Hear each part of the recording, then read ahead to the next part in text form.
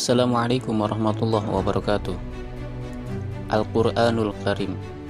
Al-Quran adalah kitab suci yang diturunkan oleh Allah Subhanahu wa Ta'ala kepada baginda Nabi besar Muhammad Sallallahu Alaihi Wasallam yang tidak diragukan lagi akan kebenarannya dan menjadi petunjuk bagi orang-orang yang bertakwa. Setiap muslim harus meyakini kesucian kalamullah, keagungan dan keutamaannya di atas seluruh kalamullah atau ucapan.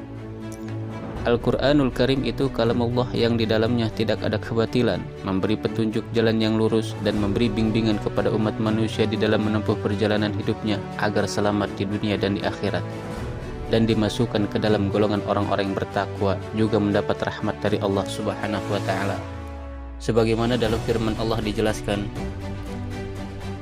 Al-Quran ini tidak ada keraguan lagi padanya, petunjuk bagi mereka yang bertakwa, yaitu mereka yang beriman kepada yang gaib dan yang mendirikan salat, yang menafkahkan sebagian rezekinya yang kami anugerahkan kepada mereka, dan mereka yang beriman kepada kitab Al-Quran yang telah diturunkan kepadamu dan kitab-kitab yang diturunkan sebelumnya, serta mereka meyakini akan adanya kehidupan akhirat. Mereka itulah yang tetap mendapat petunjuk dari Tuhan mereka, dan merekalah orang-orang yang beruntung.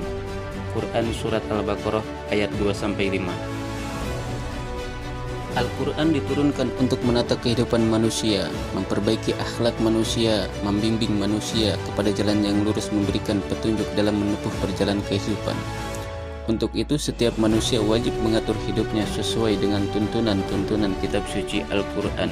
Maka Rasul diberikan mukjizat dari Allah, yaitu kitab suci Al-Quranul Karim.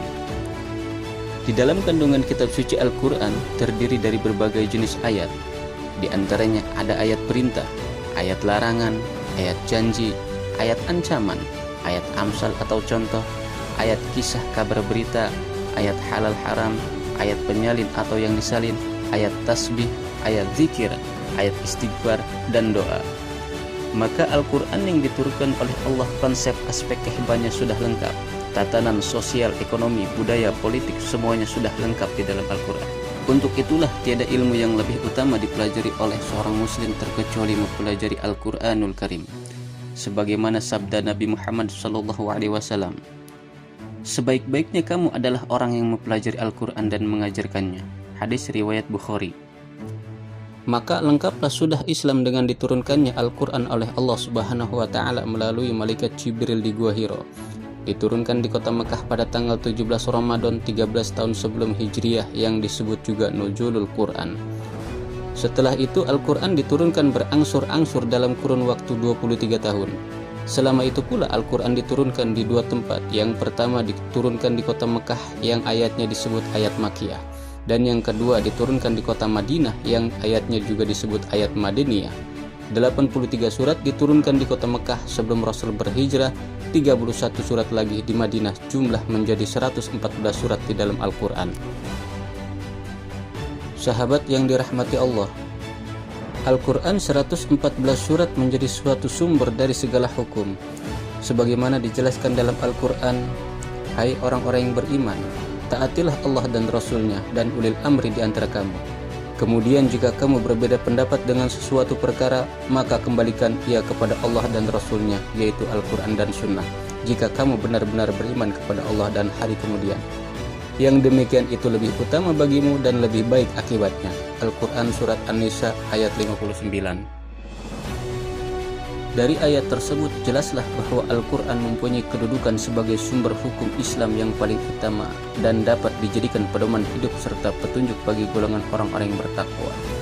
Dan dari pengertian takwa itu sendiri adalah melaksanakan segala apapun yang diperintahkan oleh Allah dan menjauhi segala apa-apa yang dilarang oleh Allah Subhanahu wa Ta'ala. Di dalam ayat suci Al-Quran mengumpulkan segala isi kitab terdahulu. Seluruh kitab yang Allah turunkan berikut suhuf ber-104 kitab. Dalam sabda Rasul menjelaskan ada 104 kitab. Nabi Sus alaihissalam diturunkan 50 suhuf, diturunkan kepada Nabi Idris alaihissalam 30 suhuf, yang diturunkan kepada Nabi Ibrahim 10 suhuf, yang diturunkan kepada Nabi Musa sebelum Taurat 10 suhuf. Allah juga menurunkan kitab Taurat, Injil, Zabur, dan Al-Quranul Karim. Hadis riwayat Ibnu Hibban.